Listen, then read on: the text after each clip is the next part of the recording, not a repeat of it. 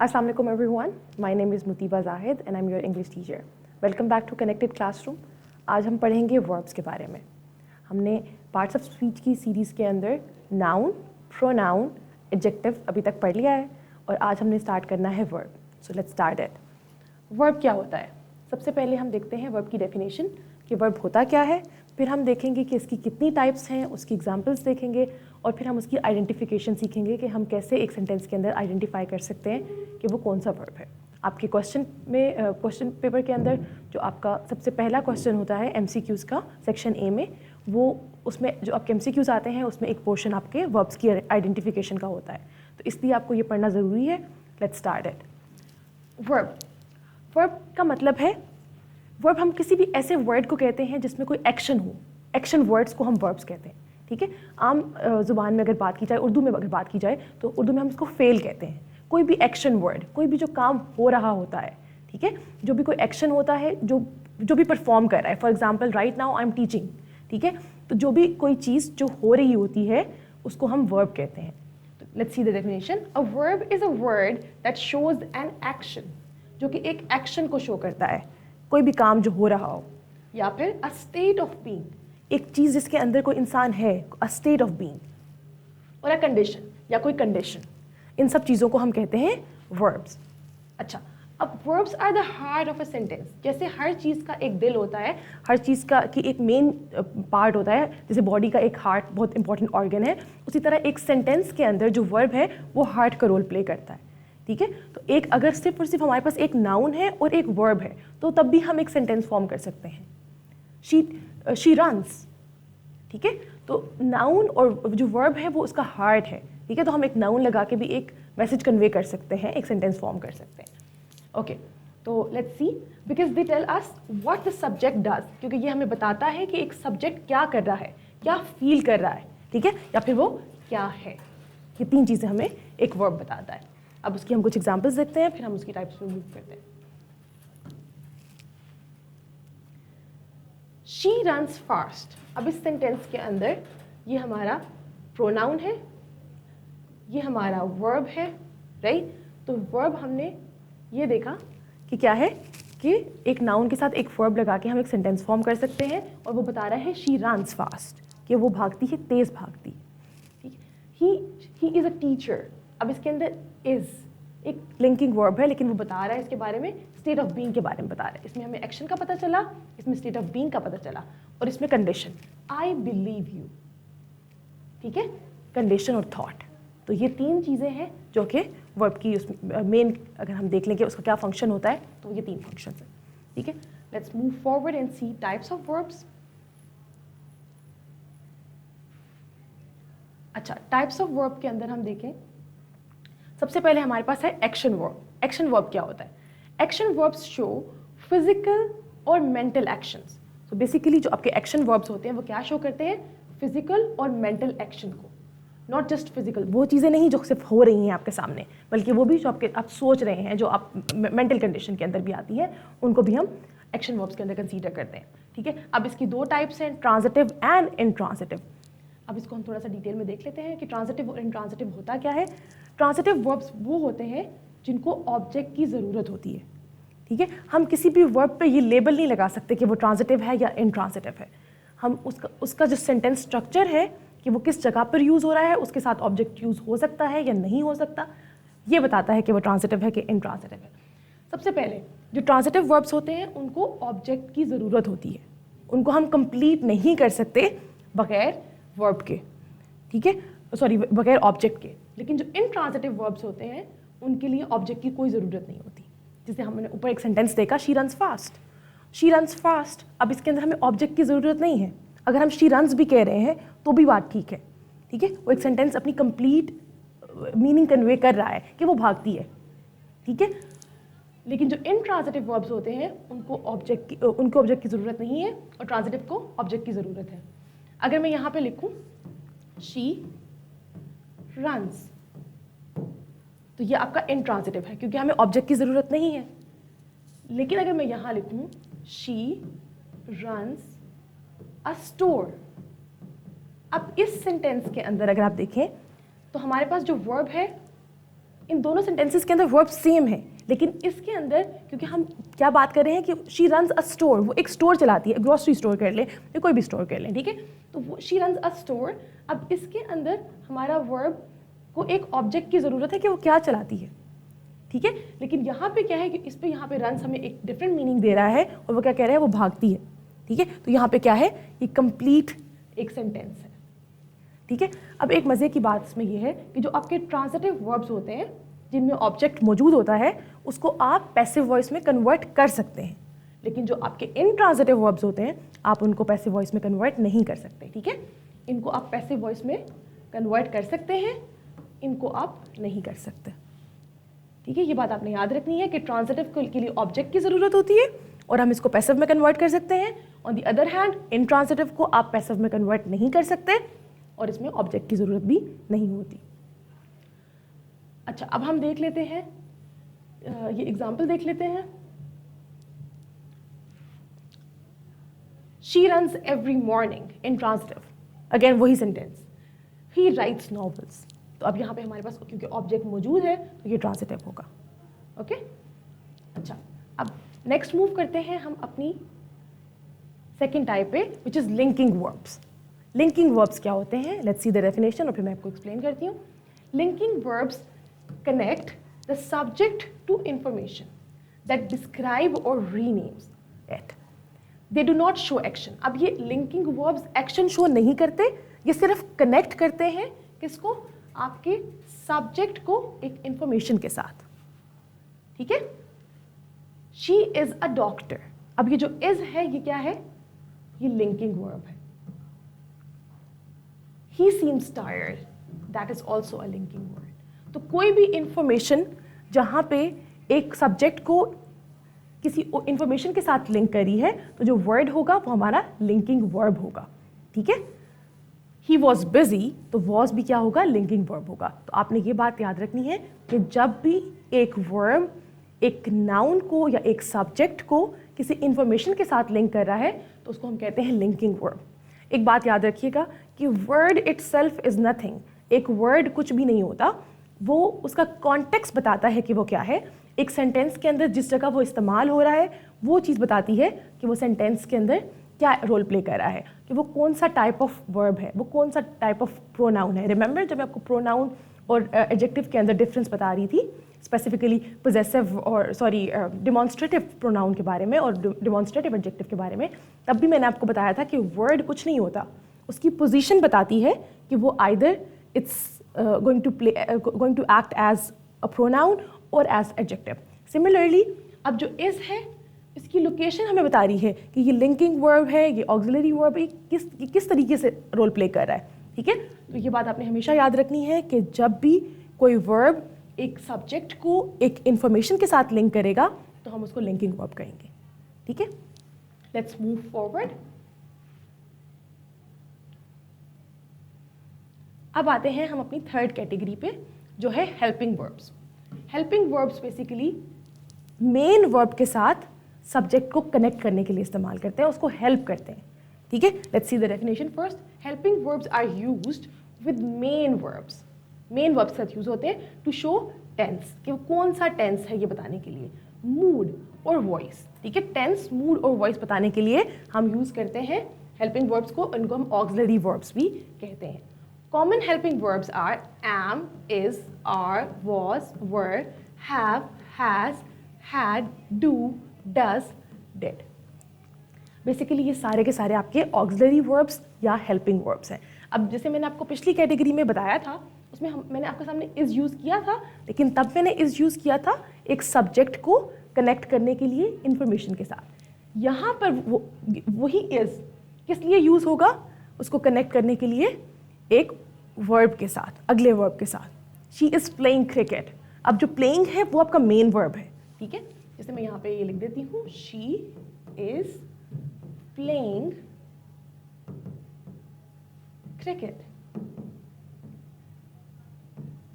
अब जो इज़ है इस सेंटेंस के अंदर वो आपका कनेक्ट नहीं कर रहा, इंफॉर्मेशन के साथ सब्जेक्ट को कनेक्ट नहीं कर रहा, बल्कि उसके एक्शन के साथ कनेक्ट कर रहा है, ठीक है। तो जब वो उसके मेन वर्ब के साथ उसको कनेक्ट कर रहा है तो ये हेल्पिंग वर्ब या ऑक्सिलरी वर्ब होगा। इस सिचुएशन के अंदर ये लिंकिंग वर्ब नहीं होगा। शी इज प्लेइंग क्रिकेट, अब तो ये इज हमें क्या बता रहा है कि वो मेन वर्ब के साथ कनेक्ट कर रहा है इसको, ठीक है। उसी तरह she has finished her work, ये आपका मेन वर्ब है और हैज़ क्या है, ये आपका हेल्पिंग वर्ब है या आप इसको ऑक्सिलरी वर्ब भी कह सकते हैं। Okay, let's move forward. अब आते हैं हम मॉडल वर्ब्स की तरफ। मॉडल वर्ब्स क्या होते हैं?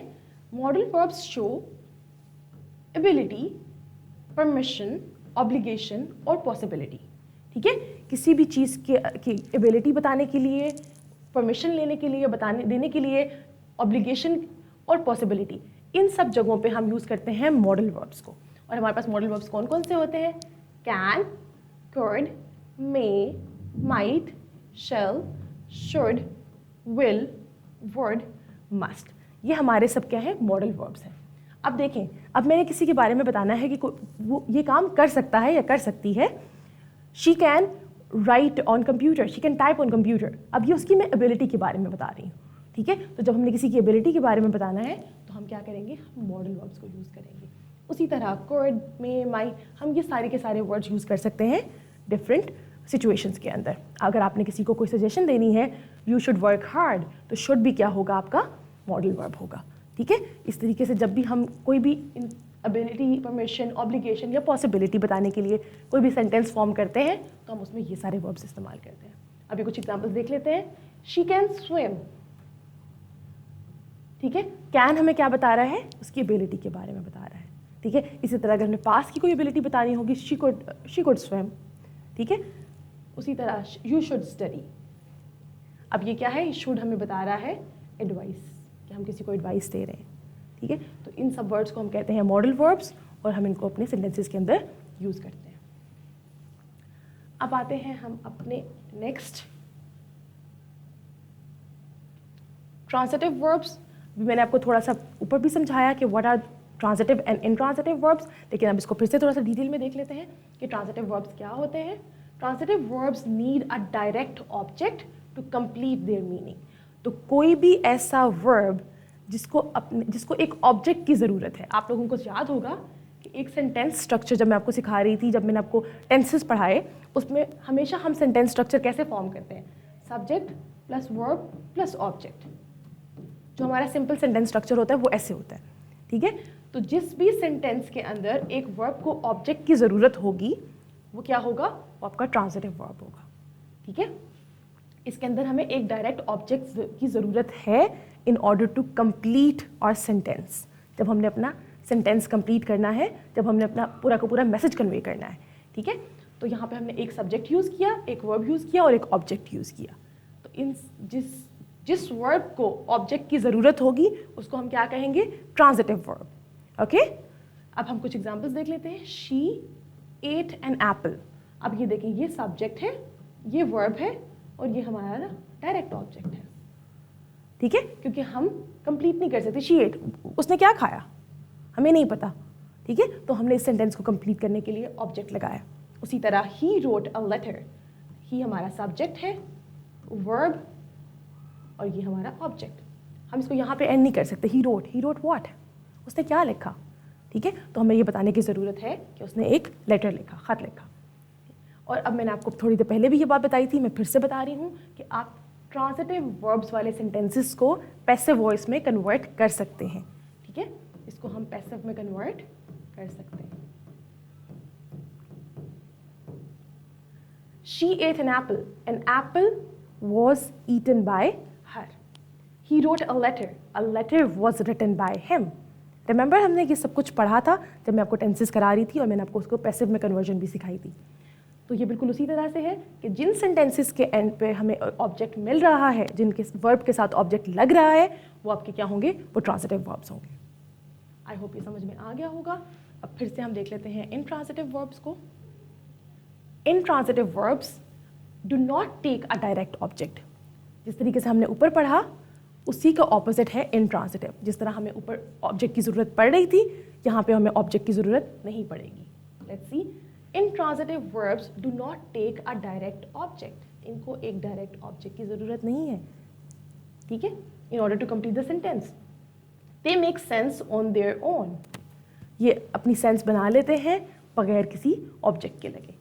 द बेबी क्राइड, बच्चा रोया। अब रोया किस वजह से रोया है क्या, हमें इसमें ऑब्जेक्ट की ज़रूरत ही नहीं है, ये एक्शन पूरा का पूरा कंप्लीट है विदाउट एनी ऑब्जेक्ट। तो जब भी कोई एक्शन ऐसा होगा, ऐसा वर्ब होगा जो कि आपको एक ऑब्जेक्ट की ज़रूरत नहीं वहाँ पर पेश आ रही, दैट मीन्स कि वो क्या है, वो आपका इंट्रांजिटिव वर्ब है। द बेबी क्राइड, कुछ भी नहीं हमें चाहिए आगे, ठीक है, सब्जेक्ट है baby and this is your verb,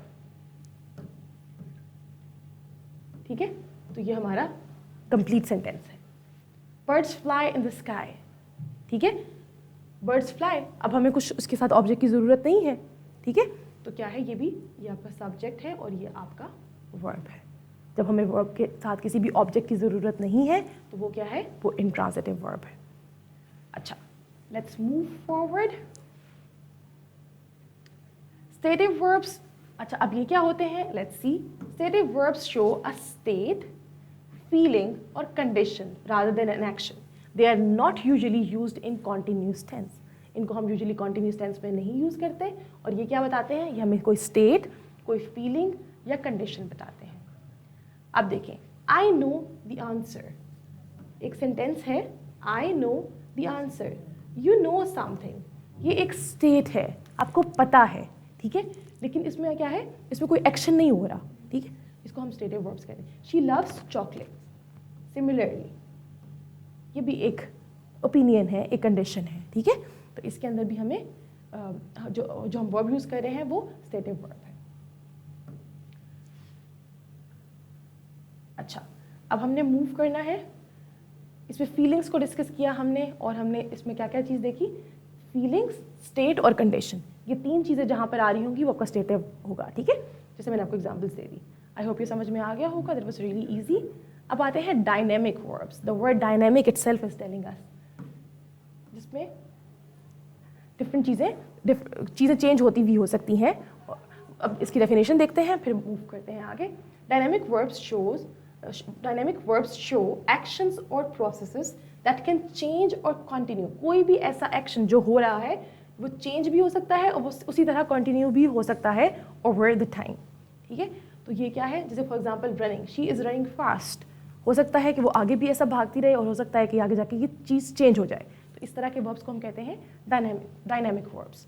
they were talking all night, ठीक है, सिमिलरली ये भी कोई भी ऐसी चीज़ें जो कि अभी तो हो रही हैं, एक एक्शन है जो कि प्रोसेस हो रहा है, लेकिन वो क्या है, वो या तो चेंज हो सकता है या वो आगे इसी तरह कंटिन्यू होगा, तो इसको हम कहते हैं डायनामिक वर्ब्स। फिर आते हैं हम अपने फ्रेजल वर्ब्स को, इसको मैं आपको आगे भी पढ़ाऊंगी in detail, but right now just see कि फ्रेजल वर्ब्स होते क्या है। Phrasal verbs are made by combining a verb with a preposition और adverb which changes the meaning of the verb, ठीक है, यूजुअली हम एक वर्ब के साथ या तो कोई प्रेपोजिशन लगा देते हैं या कोई एडवर्ब लगा देते हैं जिससे उसका मीनिंग ही चेंज हो जाता है। She looks up new words, ठीक है, अब लुक्स के साथ हमने अप ऐड कर दिया जिसने उसका मीनिंग चेंज कर दिया, to search for. He gave in to their demands, gave in, अब गेव इन का मतलब होता है सरेंडर करना, ठीक है, तो जो कि अगर आप गेव का मीनिंग देख रहे हो तो उस तरीके से उसका मीनिंग वो कन्वे नहीं हो रहा होता, लेकिन जैसे ही हमने उसके साथ एक प्रीपोजिशन ऐड कर दी तो उसने उसका मीनिंग चेंज कर दिया। तो इस तरह के जो ग्रुप ऑफ वर्ब्स होते हैं हम इनको कहते हैं फ्रेजल वर्ब्स।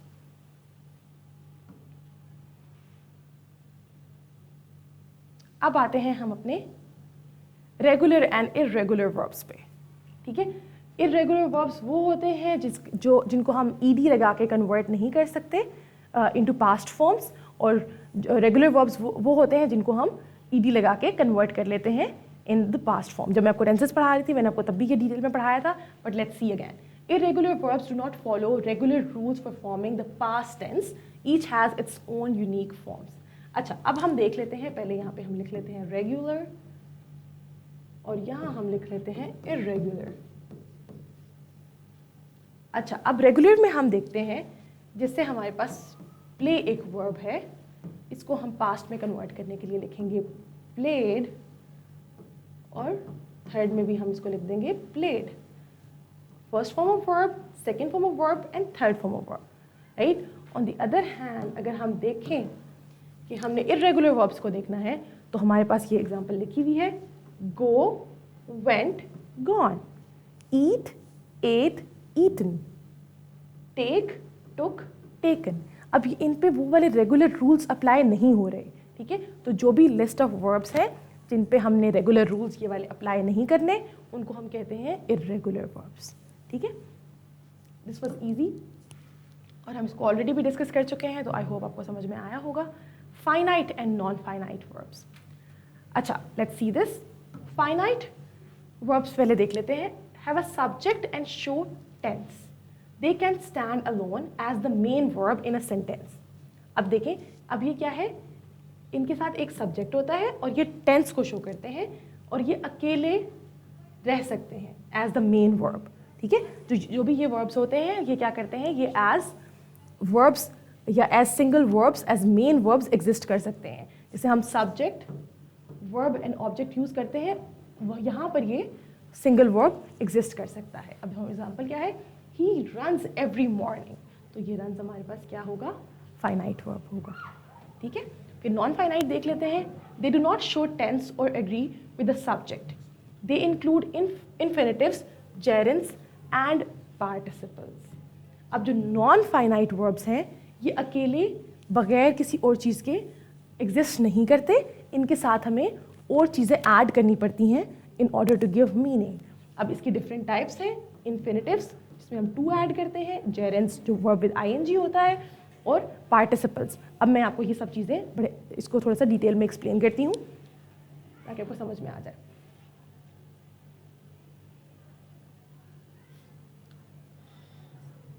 अच्छा, इन्फिनिटिव्स आपको पता है जिसके साथ हम टू ऐड करते हैं और इसको एज मेन वर्ब यूज़ नहीं कर रहे होते. और दूसरी तरफ हमारे पास जेरेंस है जिसमें वर्ब विद आईएनजी आता है. और infinitives, she loves to read. Infinitives again वही आ गया जिसमें आपने मेन वर्ब के अलावा भी एक वर्ब को ऐड किया जिसके साथ आपने टू लिखा. लेकिन अब इसको एक्सप्लेन करने के लिए मैं आपको एक चार्ट पे लेके जाती हूँ. I think we should go to the other screen to explain that. Okay, अच्छा, अब मैं यहाँ पे आपको एक्सप्लेन कर लेती हूँ कि present participle, is it visible?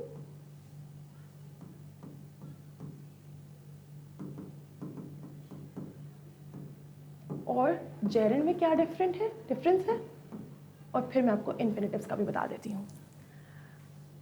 अच्छा, सबसे पहले प्रेजेंट पार्टिसिपल और gerund on the basis of structure they both are same, ठीक है. अगर हम प्रेजेंट पार्टिसिपल की बात करें और जेरेंड की बात करें तो इनका स्ट्रक्चर दोनों का सेम है. अच्छा, सबसे पहले स्ट्रक्चर लिखने के लिए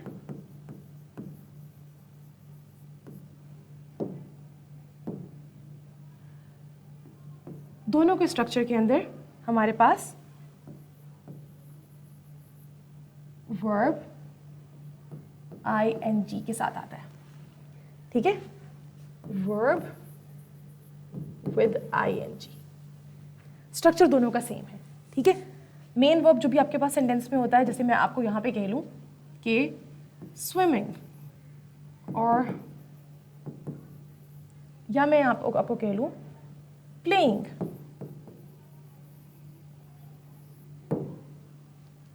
ठीक है.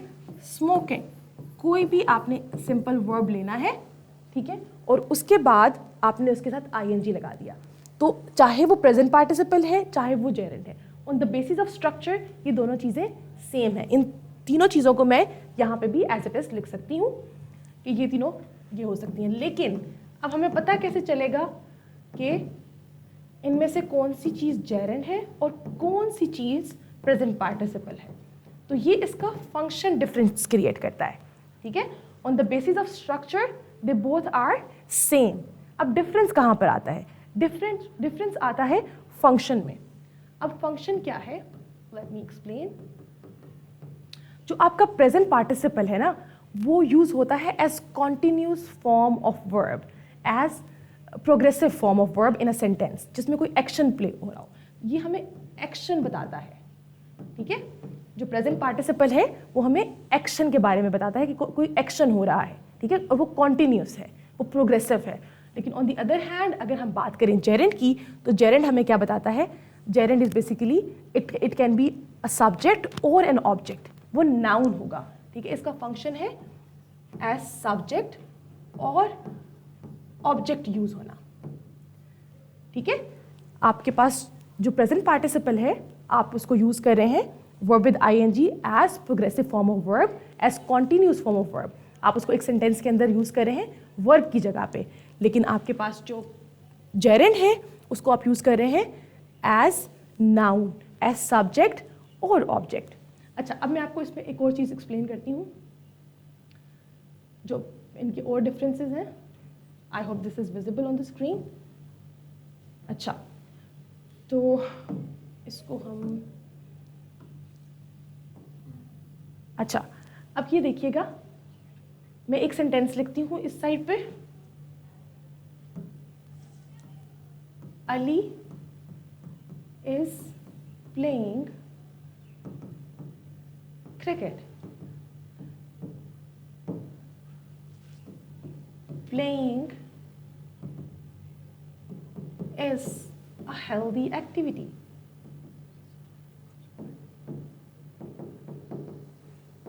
अब इस सेंटेंस के अंदर आप देखें तो आपको अंदाज़ा होगा कि जो प्लेइंग वर्ड है ये आपके हेल्पिंग वर्ब के साथ यूज़ हो रहा है, ठीक है।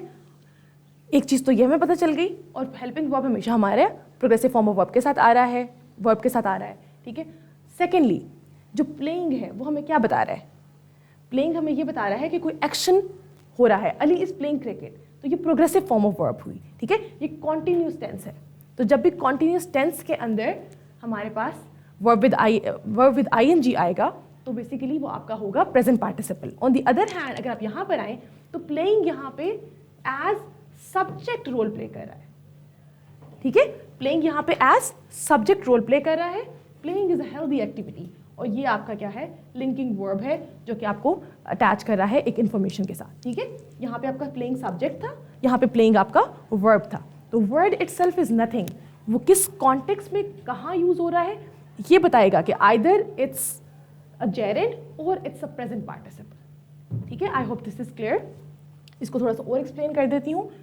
अच्छा, अब जब आप इसको उर्दू में ट्रांसलेट करते हैं ना जिन सेंटेंसेस को, जैसे Ali is playing cricket, Ali cricket खेल रहा है, या अली क्रिकेट खेल रहा था या खेल रहा होगा, तो जो वर्ड रहा है ना, वो जहाँ पे भी रहा वाला वर्ड आएगा,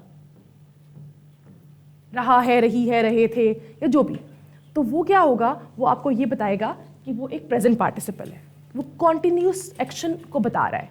ऑन द अदर हैंड अगर हम इस तरफ आएँ तो जो हमारा जेरेंड है ना, वो जेरेंड हमें ये नहीं बताएगा कि वो हो रहा है या वो हो रहा था। जेरेंड हमें सिर्फ ये बताएगा कि एक्शन होना था या नून अलिफ ना उसके साथ आएगा, ठीक है।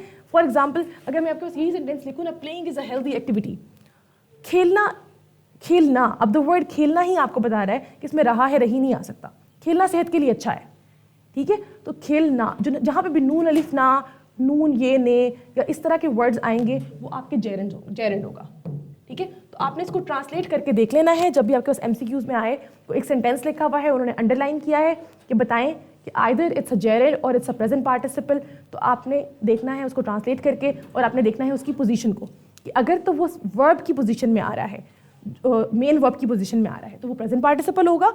लेकिन अगर वो सब्जेक्ट की लोकेशन पे आ रहा है या वो ऑब्जेक्ट की लोकेशन पर आ रहा है तो वो आपका जेरेंड होगा। अच्छा, इसी तरह एक और एग्जाम्पल देती हूँ आपको। Smoking is injurious to health, ठीक है। अब सिगरेट नोशी सेहत के लिए मुज़र है। अब क्या है? सिगरेट पीना, अगर हम आम जुबान में बात कर लें तो नून अलिफ ना आ रहा है अगेन, तो वो क्या है? वो जेरेंड है। और दूसरी तरफ अगर मैं ये बात करूं, he is smoking a cigarette, वो एक सिगरेट पी रहा है।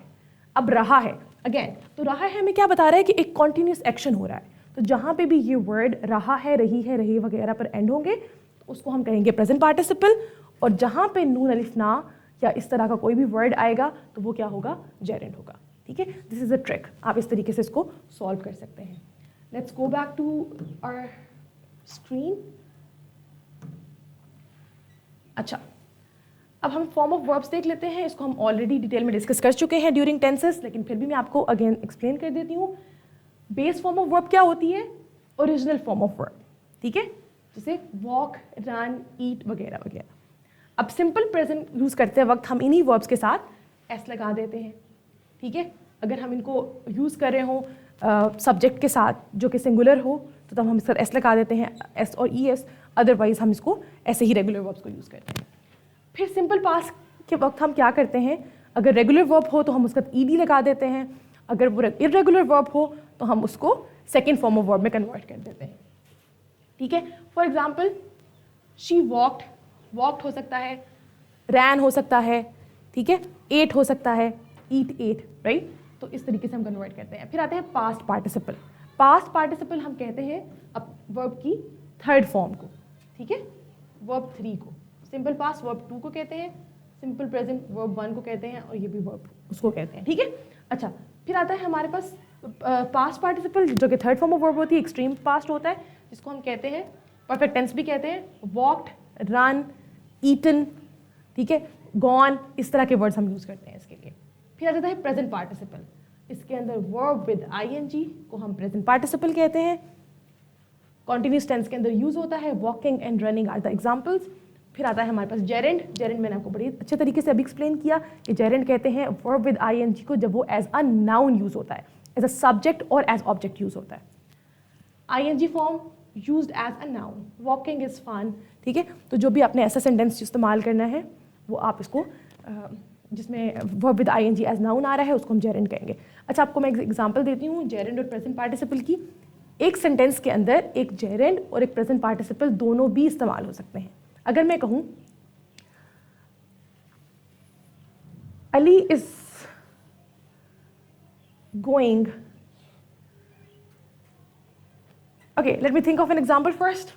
अब तब तक मैं आपको एक्सप्लेन करती हूँ कि व्हाट आर इन्फिनेटिव्स। इन्फिनेटिव्स क्या होते हैं? जिसमें भी हम बेस फॉर्म वर्ब को टू के साथ इस्तेमाल करते हैं, ठीक है। अच्छा, और इसको एग्जांपल होगी to walk is healthy, he is going to walk भी हो सकता है, ठीक है। He is going to walk, तो टू क्या है हमारा इसमें? इन्फिनेटिव है। सॉरी, टू वॉक क्या है हमारा? इन्फिनेटिव है, ठीक है।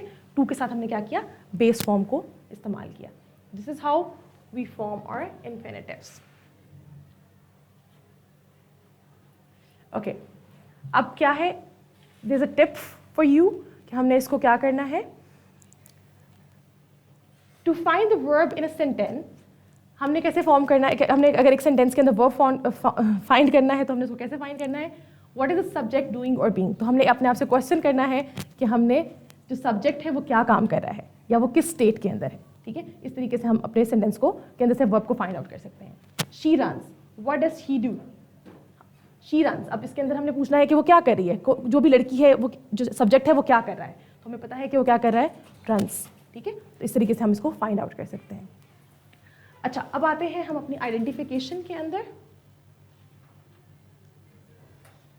आपके जो एग्जाम में क्वेश्चन आएगा वो बिल्कुल इस तरीके से आएगा, और इसमें आपने क्या करना होगा, आपके पास एक सेंटेंस होगा जिसमें कुछ अंडरलाइन हुआ हुआ वर्ड होगा, और आपने उसमें से आइडेंटिफाई करना होगा कि जो आपका वर्ब है वो कौन सी फॉर्म ऑफ वर्ब है, या वो आपसे पूछ सकते हैं which type of verb is this, कोई भी क्वेश्चन किया जा सकता है, and you have to identify that. So the first sentence is she is a talented singer.